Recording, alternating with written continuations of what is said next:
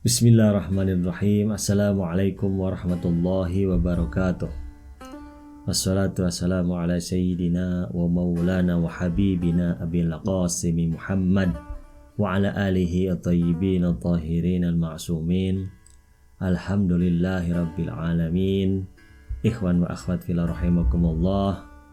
Di dalam pertemuan kita kali ini insyaallah kita akan mengulas secara ringkas dan padat mengenai masalah zakat fitrah, dan kita akan mengulas 5 pertanyaan mengenai masalah zakat fitrah yang sering kita temukan ketika kita mengakhiri bulan Ramadan dan menjumpai bulan Syawal. 5 pertanyaan tersebut di antara lain adalah: pertama, siapa saja yang terkena kewajiban untuk membayar zakat fitrah? Yang kedua, kapan harus dibayarkan zakat fitrah itu sendiri? Yang ketiga adalah berapa jumlah yang harus dibayarkan zakatnya? Yang keempat, siapa saja orang yang berhak untuk mendapatkan zakat fitrah? Dan yang kelima, bagaimana dengan permasalahan zakat fitrah bagi tamu yang berkunjung ke rumah? Kita mulai dari pertanyaan pertama, yakni siapa saja yang terkena kewajiban untuk membayar zakat fitrah. Tentunya diawali adalah seseorang itu yang terkena taklif, ya. Artinya dia itu harus baligh, ya kan? Yang kedua akil, dan ini berakal. Yang ketiga adalah seorang yang merdeka. Artinya seorang yang merdeka itu artinya dia itu orang yang bukan budak, walaupun di zaman sekarang tidak ada, ya. Yang selanjutnya adalah bukan fakir, artinya dia orang yang cukup, orang yang berkecukupan, orang yang mampu. Yang selanjutnya adalah bukan tanggungan orang lain. Ini adalah orang yang terkena kewajiban untuk membayar zakat fitrah. Yang selanjutnya adalah mengenai masalah mu'il. Mu'il itu adalah orang yang menanggung untuk membayarkan zakat fitrah, ya kan? Orang yang menanggung untuk membayarkan zakat fitrah. Biasanya orang tua, ayah misalnya, ya, bagi anak-anaknya di bawahnya, istri-istrinya misalnya seperti itu, atau bagi orang yang dia tanggung, siapa saja yang ada di dalam rumahnya, yang dimana secara uruf bisa dimasukkan dalam orang-orang yang dimana ditanggung oleh mu'il tersebut atau kepala keluarga tersebut.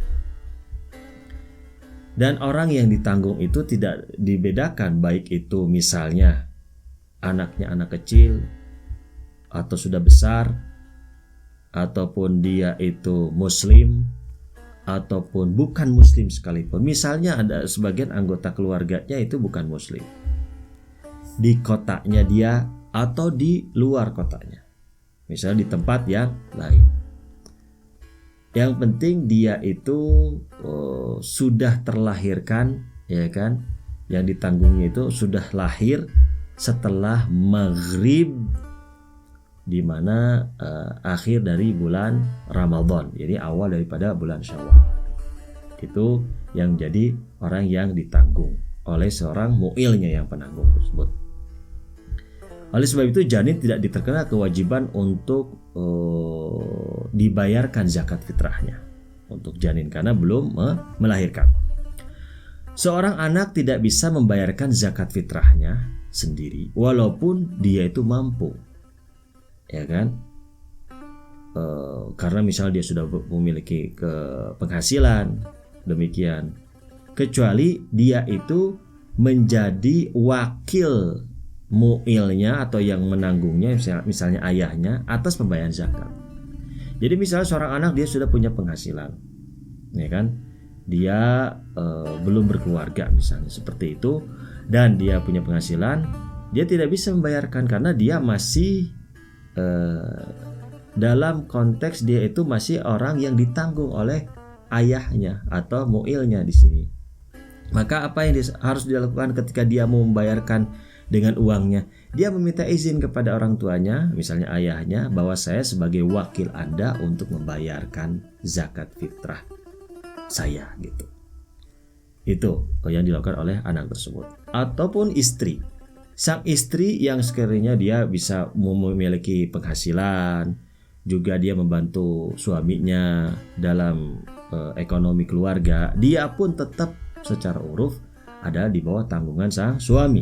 Oleh sebab itu dia tidak bisa membayarkan dirinya sendiri. Artinya harus sang suami membayarkan.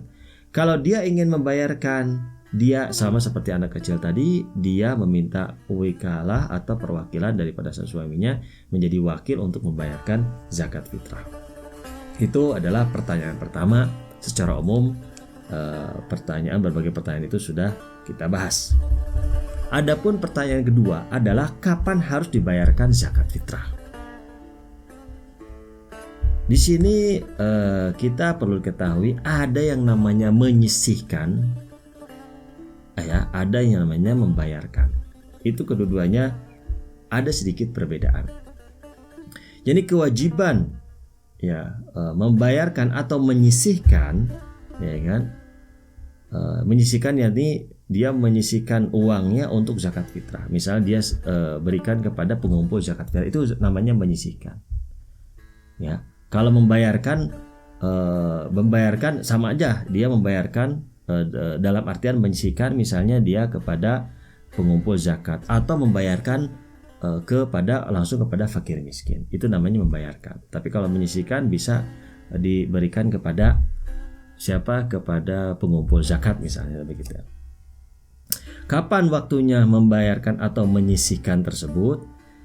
Dari malam Idul Fitri sampai sebelum zuhur bagi yang tidak sholat Id. Tapi bagi yang sholat Id, maka dari malam Idul Fitri, yakni maghrib, setelah maghrib sampai sebelum sholat Idul Fitri, dia bayarkan atau dia sisihkan uangnya, kumpulkan untuk kepada misalnya panitia pengumpulan zakat gitu.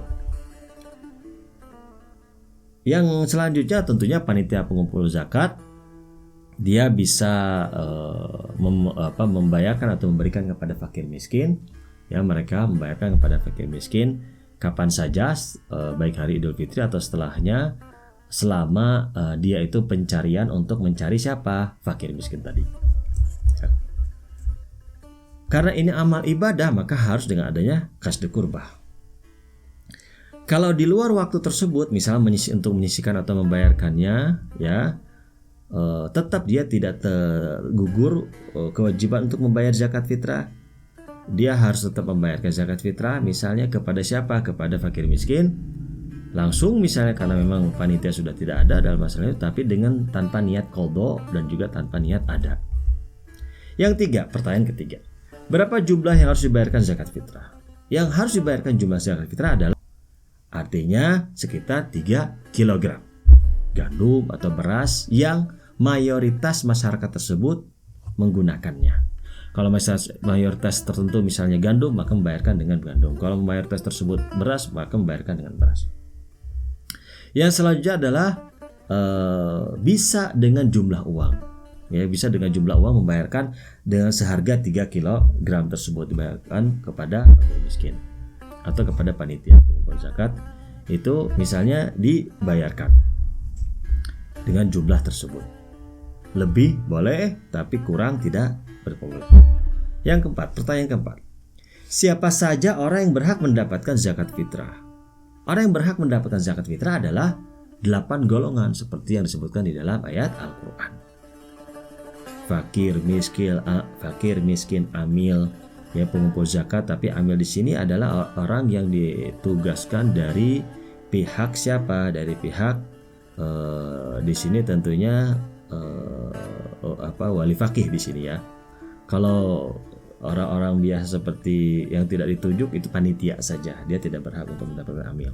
Dia tidak berhak untuk mendapatkan zakat fitrah dan bukan berbentuk amil.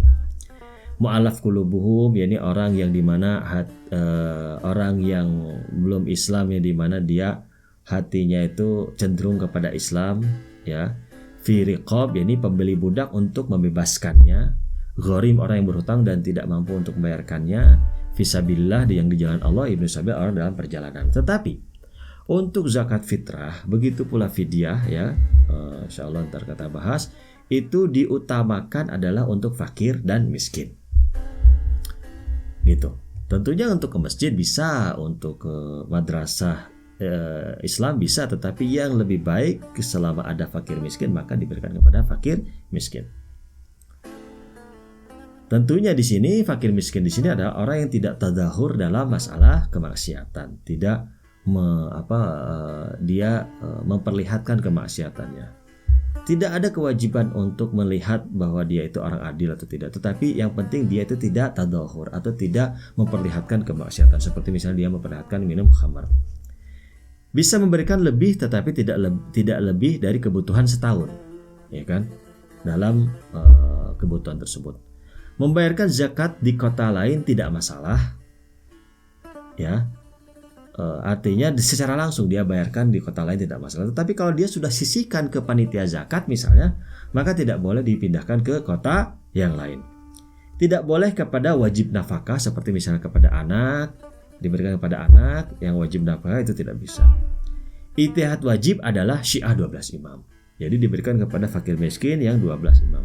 Kalau tidak ada sama sekali dan tidak dimungkinkan untuk diberikan kepada syiah 12 imam misalnya, maka bisa dibolehkan kepada umat muslim yang lain dari mazhab yang lain, yang dimana istilahnya tidak boleh orang nasibi ya, nasibi tapi mazhab lain yang bukan nasibi. Yang selanjutnya adalah bukan sayyid tidak boleh membayarkan kepada sayyid. Dan yang menjadi parameter mengenai masalah kesayyidan di sini adalah siapa? Wali atau kepala keluarganya. Misalnya istrinya sayyid, ya sayyidah misalnya. Suaminya bukan sayyid, maka itu parameternya adalah suaminya, yakni kepala keluarga. Pertanyaan terakhir, bagaimana dengan zakat orang tamu? Zakat orang tamu ditanggung oleh siapa? Oleh ibaratnya oleh pemilik rumah yang dikunjungi. Kalau tamu tersebut secara uruf bisa dikatakan termasuk orang yang ditanggung oleh pemilik rumah. Terus misalnya dia tinggal di sana selama 3 hari, 4 hari, 4 malam, seperti itu. Tapi kalau cuma 1 malam saja, itu tidak bisa atau secara uruf tidak masuk dalam kategori dia sebagai orang yang ditanggung. Itu saja mungkin pembahasan mengenai masalah zakat fitrah. Dan mudah-mudahan dengan pembahasan ini bisa kita selesaikan dan kita jawab dari segala permasalahan mengenai khususnya mengenai masalah zakat fitrah ini. Wassalamualaikum warahmatullahi wabarakatuh.